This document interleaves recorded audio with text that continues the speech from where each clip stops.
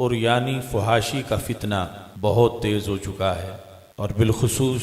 عورت مارچ کی شکل میں یہ فتنہ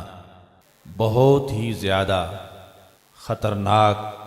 صورتحال اختیار کر چکا ہے۔ اس سال جو عورت مارچ چند دن پہلے کیا گیا ہے، اس میں بے حیائی، بےہودگی، بے شرمی اور یعنی فحاشی، ان سب خلاف ورزیوں کے ساتھ ساتھ شان الوہیت، شان رسالت میں جو گستاخیاں کی گئی ہیں، اللہ تعالیٰ اور اللہ کے رسول صلی اللہ علیہ وسلم سے جو بغاوت کی گئی ہے، یہ تمام اسلامیان پاکستان کے لیے لمحہ فکریہ ہے۔ جن کرتوتوں کی بنیاد پر پہلی قوموں پہ عذاب آیا عورت مارچ کی شکل میں، وہ سارے کرتوت دہرائے جا رہے ہیں۔ خطرہ ہے کہ کہیں زمین پھٹ نہ جائے۔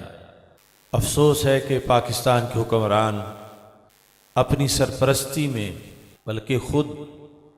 سالمیت پاکستان، استحکام پاکستان کے خلاف ہونے والے اتنے بڑے فتنے کو آگے پھیلا رہے ہیں۔ نظریہ پاکستان اور آئین پاکستان میں بدتمیزی کے اور شیطنت کے ایسے طوفان کی دور تک کہیں کوئی اجازت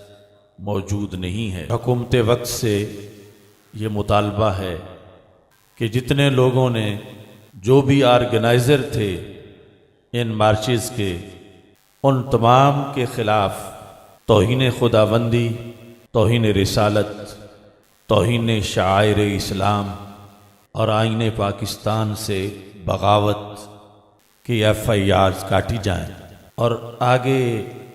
اس سلسلے کو مکمل طور پر بند کیا جائے، اور جو بھی بے حیائی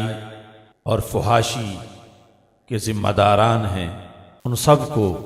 نشان عبرت بنایا جائے۔